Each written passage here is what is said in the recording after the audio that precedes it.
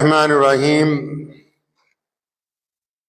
शुरू अल्लाह के नाम से जो बड़ा मेहरबान और निहायत ही रहम करने वाला है। तमाम अहबाब दुरूद पाक पढ़िए। अल्लाहुम्मा सल्ली अला मुहम्मद व अला आलि मुहम्मद कमा सल्लैता अला इब्राहीम व अला आलि इब्राहीम इन्नका हमीदुम मजीद। अल्लाहुम्मा बारिक अला मुहम्मद व अला आलि मुहम्मद कमा बारकता अला इब्राहीम व अला आलि इब्राहीम इन्नका हमीदुम मजीद। अल्लाह तबारक व तआला के प्यारे नबी जनाब मोहम्मद सल्लल्लाहु तआला अलैहि वसल्लम की ज़ात गिरामी ने जिंदगी के तमाम पहलुओं को जीने का अंदाज जो है वो अता फरमाया है। शरीयत इस्लामिया में जहां बहुत सारी नेकियां हैं, इबादात हैं, बहुत सारे अमल हैं, लेकिन उन सब के साथ साथ नबी अलैहिस्सलाम ने इन तमाम कामों में वक्त की पाबंदी को सरे फहरिस्त रखा है। वक्त को बड़ी अहमियत दी गई इस्लाम में कि अगर वक्त हाथ से निकल जाएगा तो फिर इबादत में भी वो रंग बाकी नहीं रहेगा जो उसके मुकर्ररा वक्त में होता है। वक्त हाथ से निकल जाएगा तो फिर जिंदगी में वो लुत्फ नहीं आएगा जो उस मुकर्ररा वक्त पर होना चाहिए। इसीलिए इबादतें भी, तमाम काम भी वो एक मुअय्यना वक्त के ऊपर मुतय्यन कर दिए गए। यानी इसमें अल्लाह उसके रसूल सल्लल्लाहु अलैहि वसल्लम इंसानों को ये बात समझाते हैं कि वक्त को जाया ना करो। दुनिया में जो सबसे कीमती चीज लोगों के पास है वो दौलत नहीं है, इक्तदार नहीं है, पैसा नहीं है, इमारतें नहीं है। वो सबसे ज्यादा कीमती चीज अगर किसी के पास है तो वक्त है, और इसी की इंसान ज्यादा बेकदरी करता है। और आजकल तो वक्त खराब करने के लिए मोबाइल जैसी चीज जो है वो हमारे पास आ गई है। जो पहले वक्त में बरकत थी वो इसने उसको बिल्कुल जाया करके रख दिया। लेकिन कामयाब लोग कौन हैं? प्यारे मोहम्मद अलैहिस्सलाम की जिंदगी कायनात में आइडियल है तमाम इंसानों के लिए, और वो नबूवत का ऐलान जो है 40 साल की उम्र में करते हैं। 63 साल की जिंदगी में नबी अलैहिस्सलाम दुनिया से पर्दा फरमाते हैं। 23 साल के जो वक्त की मैनेजमेंट है, जो वक्त का अंदाज है, वो ऐसा है कि आज उनका मजहब कायनात का सबसे बड़ा दीन बना हुआ है। वक्त को इस तरह इस्तेमाल किया है, कोई एक लम्हा भी जाया नहीं होने दिया, और जो काम जिस वक्त पर करने तक का था वो उसी वक्त पर किया गया है। हम लोग जो हैं, जो सबसे ज्यादा नाकदरी करते हैं, आपने सुना होगा एक मकूला आजकल मशहूर है। कोई किसी को बोलता है कि आप मिलने नहीं आते तो कहता है भाई टाइम नहीं मिलता, मेरे पास टाइम नहीं है। ये एक तरह का झूठ हम लोग बोलते हैं। टाइम है, लेकिन प्योरिटी क्या है? आप किस चीज को ज्यादा चाहते हैं?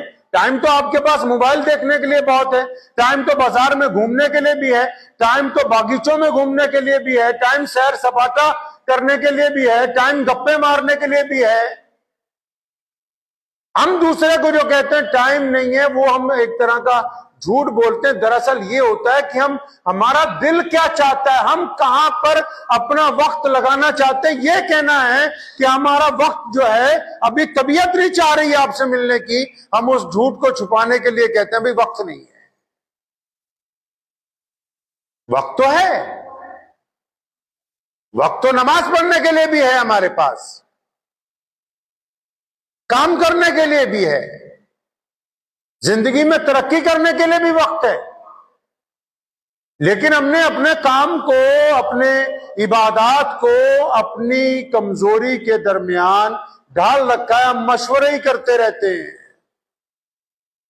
जब कोई काम करना होता है मशवरा करते रहते हैं कि आज करेंगे, कल करेंगे, फलां से पूछेंगे, फलां से पूछेंगे, और वो वक्त हमारे हाथ से निकल जाता है। आप अंदाजा लगाइए ना वक्त की कितनी अहमियत है। आप सुबह को उठें, फजर की नमाज वक्त पर पढ़ें। आप देर से उठेंगे, नमाज कजा हो जाएगी, लेकिन जब आप कजा नमाज पढ़ेंगे उसमें वो लुत्फ नहीं आएगा जो अदा के अंदर आना था, वो लुत्फ आएगा ही नहीं।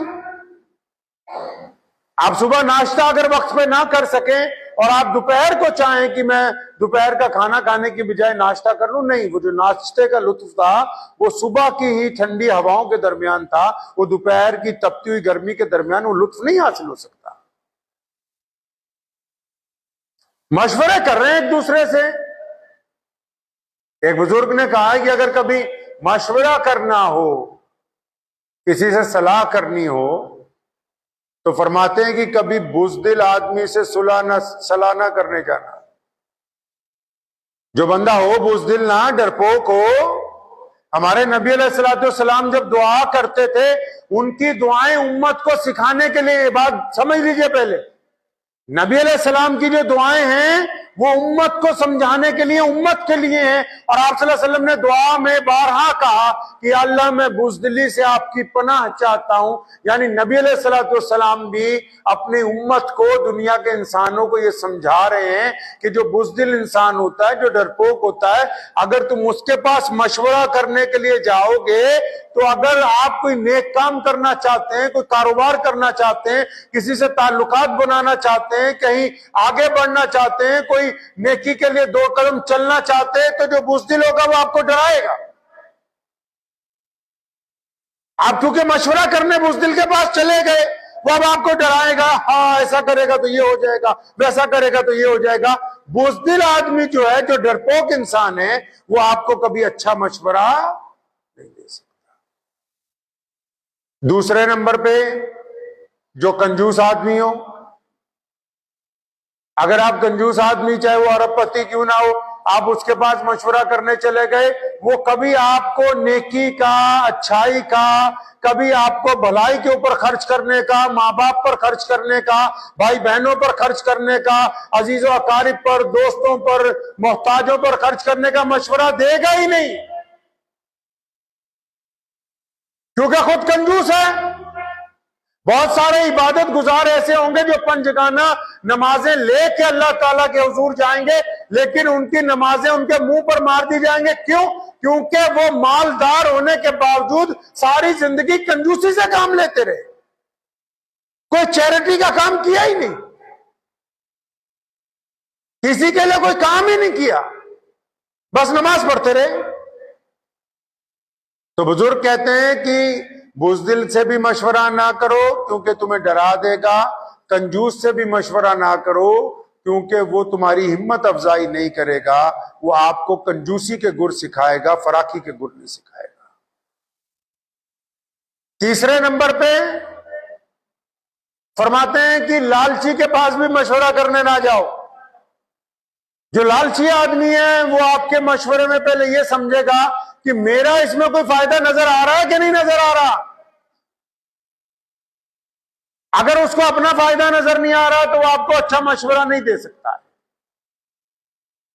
टाइम की जो मैनेजमेंट है, जो टाइम मैनेजमेंट है आपकी लाइफ में, जो जिंदगी में वक्त का हिसाब किताब है, अगर आप इसको दुरुस्त नहीं करेंगे तो फिर पछताएंगे।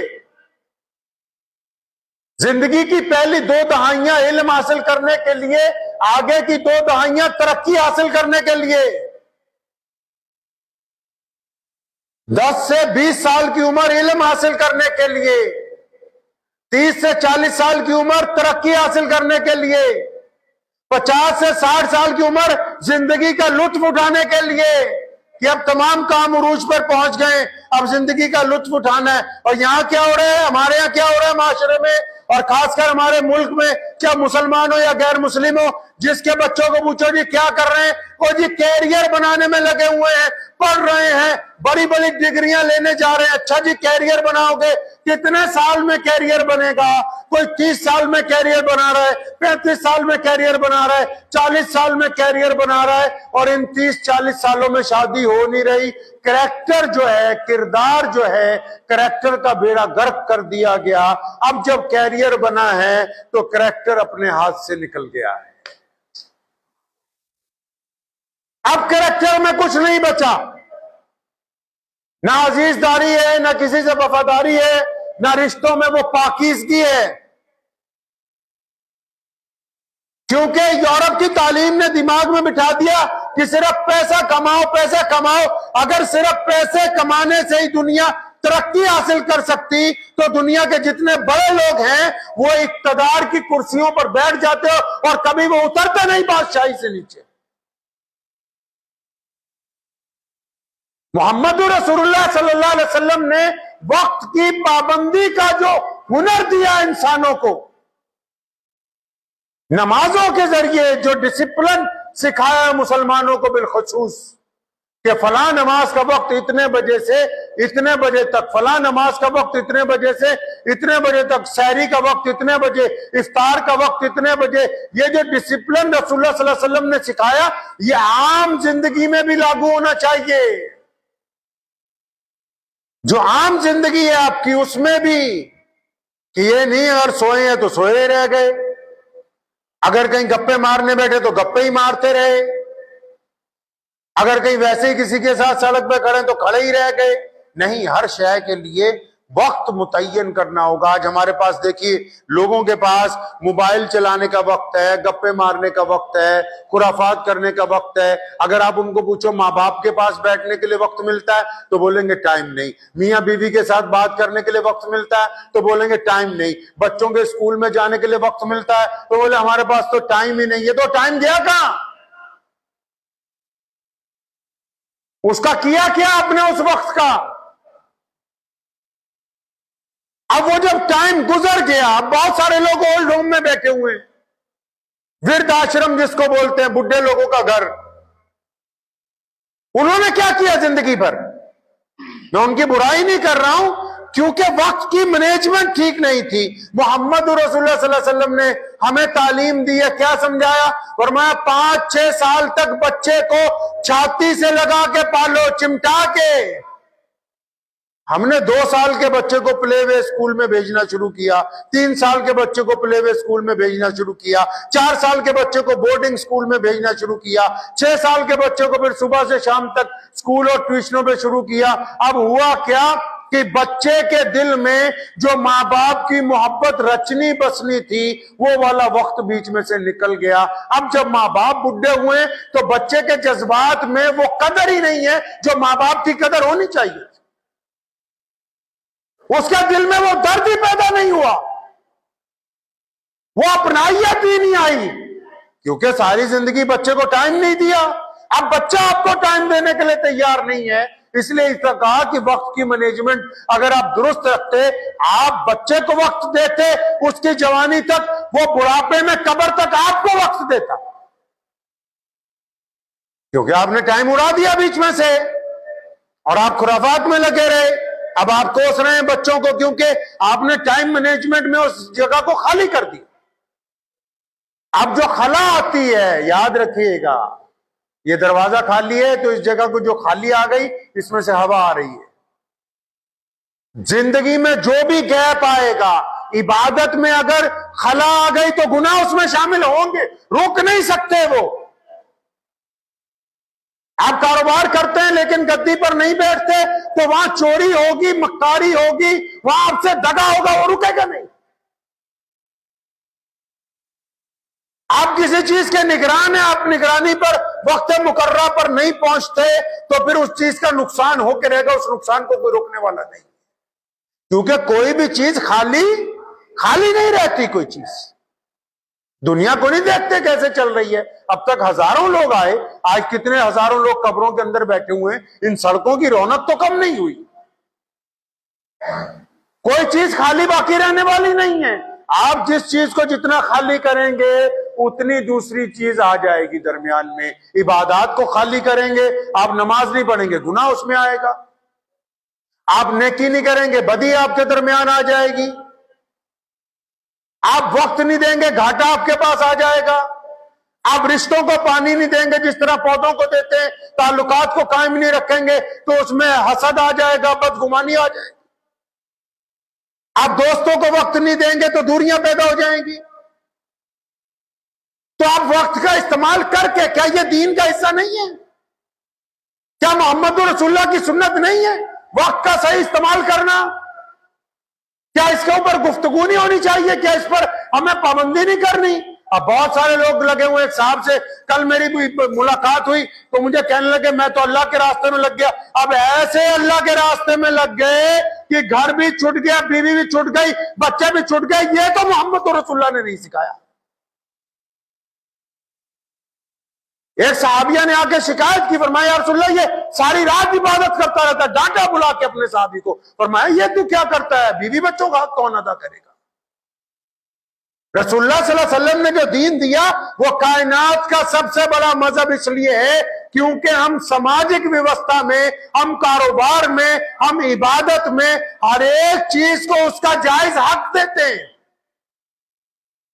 हर चीज को उसका जायज हक देते हैं। माँ बाप के लिए अलग उनके हकूक अदा करते हैं, बीवी बच्चों के अलग हकूक अदा करते हैं, बाजार में ईमानदारी का हक अदा करते हैं, मस्जिद में इबादत का हक अदा करते हैं। अब अगर इन हकूक की अदाई के दरमियान हम सोचे कि बस एक ही काम करना है तो फिर बाकी हकूक की अदाई की कैसे होगी? आपको पता है दुनिया में जिस बंदे ने, वो ईसाई है बंदा, जिसने किताब लिखी कि दुनिया के 100 बड़े आदमी अब तक कौन से गुजरे, जब उनकी हदबंदी की गई तो एक नंबर पर हजरत मोहम्मद रसूलुल्लाह सल्लल्लाहु अलैहि वसल्लम का नाम आया। क्यों? उसने कहा मैंने बड़े बड़े लोग देखे, इसमें कोई दो राय नहीं, अच्छे लोग हर जगह मौजूद हैं, बढ़िया लोग मौजूद हैं, दीनदार मौजूद हैं, हर एक मजहब में हर जगह मौजूद हैं। लेकिन कहता जब किसी को देखा तो एक एक लाइन में ही नजर आए, मोहम्मद रसूलुल्लाह को देखा तो अल्लाह के ऐसे प्यारे नबी हैं, ऐसे खातिमुन नबीयीन हैं जो मेंबर पर भी मस्जिद के एक कामिल खातिमुन नबीयीन की हैसियत से खड़े हैं, घर में अपनी बीवी के साथ भी पूरी दुनिया के कामिल खामिद बन के उन्होंने दिखाया कि बीवी का शौहर कैसा होना चाहिए। सैयदना फातिमा ज़हरा को गोद में उठाया, कायनात को यह बताया कि एक बेटी का बाप कैसा होना चाहिए। मैदान जंग में सहाबा कराम की रहनुमाई की, दुनिया को यह बताया कि एक बेहतरीन जर्नैल कैसा होता है। गरीबों मिस्कीनों की जाके मदद की, सैयदना बिलाल रज़ियल्लाहु तआला अन्हु की जगह चक्की चलाई और यह बताया कि दूसरों की मदद करने वाला बंदा कैसा होता है। फाके के अंदर भी नबी अलैहिस्सलाम ने किसी इंसान के आगे दस्ते जरूरत जो है वो दराज नहीं किया। ये बताया कि खुददारी कैसी होती है। मोहम्मद रसूलुल्लाह सल्लल्लाहु अलैहि वसल्लम ने जिंदगी का हर पहलू जी के कायनात के इंसानों की रहनुमाई की है। इसीलिए तो इस्लाम आगे, कि इस्लाम सिर्फ इबादत की बात नहीं करता, इस्लाम अपने वक्त के दरमियान तमाम हुकूक की अदायगी की बात करता है। इस्लाम कहता है कि तुम घर में जा रहे हो, तुम्हारे पड़ोसी के तुम्हारे ऊपर हक हैं, तुम्हारे माँ बाप के तुम्हारे ऊपर हक है, तुम्हारे बीवी बच्चों के हक हैं, तुम्हारी दोस्ती का हक अदा करना तुम्हारे ऊपर जरूरी है, जालिम के खिलाफ खड़े होकर आवाज बुलंद करना तुम्हारे लिए जरूरी है, मजलूम के मुंह में लुकमा डालना तुम्हारे लिए जरूरी है। मोहम्मद रसूलुल्लाह सल्लल्लाहु अलैहि वसल्लम ने तो हमें वक्त की बेहतरीन मैनेजमेंट जो है वो अता फरमाई। खूबसूरत अंदाज से आप मस्जिद को देखिए ना, कितनी अच्छी मैनेजमेंट है कि अगर 10 करोड़ लोग भी, इतना बड़ा मजमा अगर इकट्ठा हो जाए तो नबी अलैहिस्सलाम के मुताबिक जब नमाज होती है, जब इमाम मुसल्ले पे खड़ा होता है, इमाम तकबीर बोलना शुरू करता है, 30 सेकंड की तकबीर है और 30 सेकंड में वो लाखों करोड़ों लोग सफे बांध के नियत बांधने के लिए तैयार। और वक्त की मैनेजमेंट किसको कहते हैं भाई?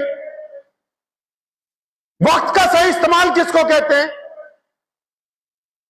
आप हाथ पे हाथ धरे बैठे, कोई आदमी गरीब है कि यार वो रो रहा है सारा दिन कि यार मैं तो गरीब हूं। गरीब पैदा होना गुनाह नहीं है, गरीब मर जाना गुनाह है। किसने कहा कि मेहनत मत करो?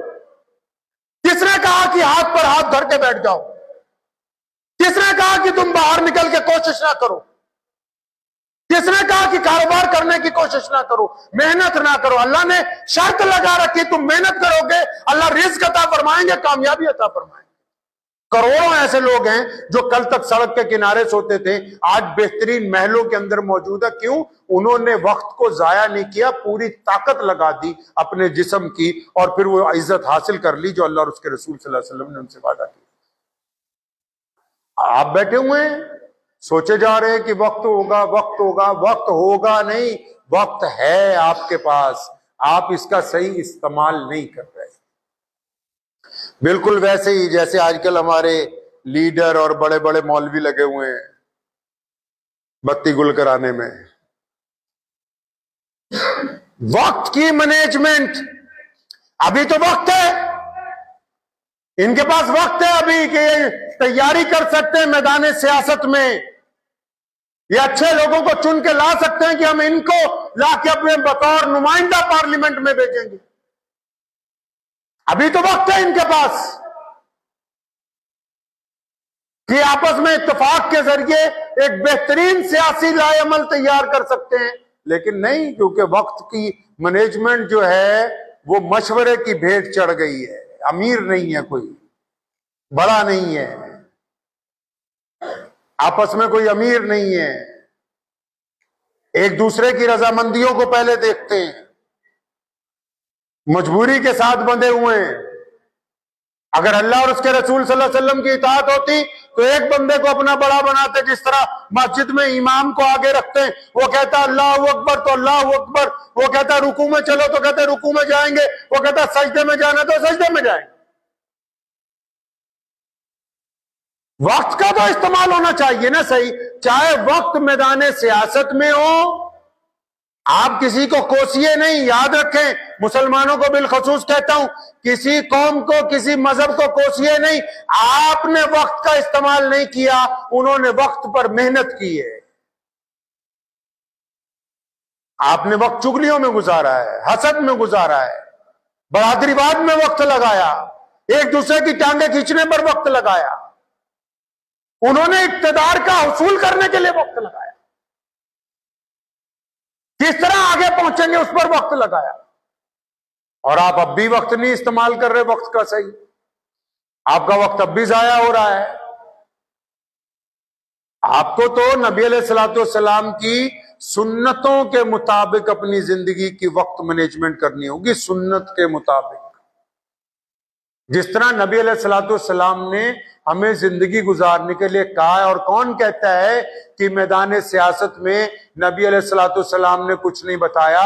जो असलूब, जो रिवायतें कायनात में सियासत की नबी अलैहिस्सलाम ने कायम की हैं, वो दुनिया में आज तक कोई कर नहीं सकता। मस्जिद नबी में दुनिया के तमाम मुल्कों के बड़े बड़े सरबराहों ने, सफीरों ने आके नबी अलैहिस्सलाम से मुलाकातें की हैं। हजूर नबी अलैहिस्सलाम ने सुलह हुदैबिया में और फिर मदीनतुल मुनव्वरा में जब पहुंचे नबी अलैहिस्सलाम हिजरत के वक्त, जो मुआहिदानामा लिखा गया वहां की हुकूमत चलाने के लिए, वो सियासत नहीं है, वो सियासत ही है। नबी अलैहिस्सलाम ने मस्जिद नबवी की सफों के ऊपर बैठ के उसको अदा किया, और वो बिल्कुल बेहतरीन अंदाज में वक्त का तयन करके ये बातें कही, वक्त के तयन के हिसाब से। तो मुसलमानों और गैर मुस्लिमों को भी कहता हूं, बाजार में जो मेहनत करते हैं, मजदूरों को, जो मोहताज हैं या जो परेशान हाल हैं, कई लोग घबरा जाते हैं, कुछ तालीम हासिल कर रहे हैं, पढ़ते हुए परेशान हो जाते हैं। जो बंदा वक्त पे मेहनत करते करते रुक जाए, बीच में काम छोड़ दे, वो मंजिल तक नहीं पहुंच सकता है, वो मंजिल तक नहीं पहुंचेगा। कोई हो, मुसलमान हो, गैर मुस्लिम हो, अमीर हो, गरीब हो, बहुत बड़ा अरबपति भी अगर हाथ में हाथ धर के बैठ जाएगा तो वो सड़क पे आ जाएगा एक दिन, क्योंकि जितनी तेजी से ऊपर गया उतनी तेजी से उसने वापस आना है। तो आप इस बात को जहन में मत लाइए कभी भी। आपकी जो भी जिंदगी है उसमें जो भी परेशानियां चल रही हैं या जो चैलेंजेस चल रहे हैं, चाहे वो तालीम का मैदान है, चाहे वो कारोबार का मैदान है, चाहे वो सियासत का मैदान है, चाहे वो दीन का मैदान है, आप जिस भी रविश पर चल रहे हैं, आपको बीच में अगर ऐसा लगता है कि नहीं यार मेरा वक्त खराब है, तो अल्लाह ने वक्त को बदलने की ताकत आपके अंदर रखी। आप अपनी कुव्वत अमल के साथ वक्त को बदल सकते हैं अपने। तो बदलिए, अपने वक्त को बदलिए, इसको डिसिप्लिन के अंदर लेके आइए, इसको लेके आइए उस रविश के ऊपर जिसकी जरूरत आपको है। दूसरा बंदा आपको समझा सकता है, डॉक्टर आपको कह तो सकता है कि रोज 45 मिनट सैर करो, दवाई नहीं खानी पड़ेगी, लेकिन वो 45 मिनट निकालने तो आपने हैं, डॉक्टर तो आपकी जगह नहीं सैर कर सकता। माँ बाप कह सकते हैं कि बेटा पढ़ ले, कल को पछताएगा, माँ बाप तो कोशिश कर सकते हैं, फीस दे सकते हैं स्कूल की, जोर लगा सकते हैं, लेकिन पढ़ना तो आपको ही है। अगर पढ़ जाएंगे तो कल को कामयाब हो जाएंगे, नहीं पढ़ेंगे तो इसमें माँ बाप का तो कोई कसूर नहीं। कोई यार दोस्त, कोई भाई, कोई बड़ा आपको माल डाल के दे तो सकता है कि तुम काम चलाओ, अब तुम खुद ही अपने काम पर मेहनत करने के लिए तैयार ना हो, फिर वो कुछ नहीं कर सकता है। अल्लाह ने आपको आजाद दिए, हाथ पैर आपके सलामत है, आंखें सलामत है, इससे बड़ी नेमत और कौन सी हो सकती है? कि जिस्म सही सलामत है, रब ने जब ये नेमतें दी हैं, आप इन नेमतों का अगर सही इस्तेमाल ही ना करें तो फिर आपके वक्त को कौन बचा सकता है? जोर लगाइए अपने जहन पे, वक्त को सही इस्तेमाल कीजिए, जहां आप खड़े हैं उससे चंद कदम आगे बढ़िए। हर एक मामले में, इबादत के मामले में, घर के सामाजिक व्यवस्था के मामले में, कारोबार के मामले में, सियासत के मामले में, हर एक काम में चंद कदम आगे बढ़ने की हमेशा कोशिश जारी रखें। दुआ कीजिए अल्लाह करीम मुझे भी और आप सबको इन बातों पर अमल करने की तौफीक अता फरमाए। व आखिर दावाना अनिल हम्दुलिल्लाहि रब्बिल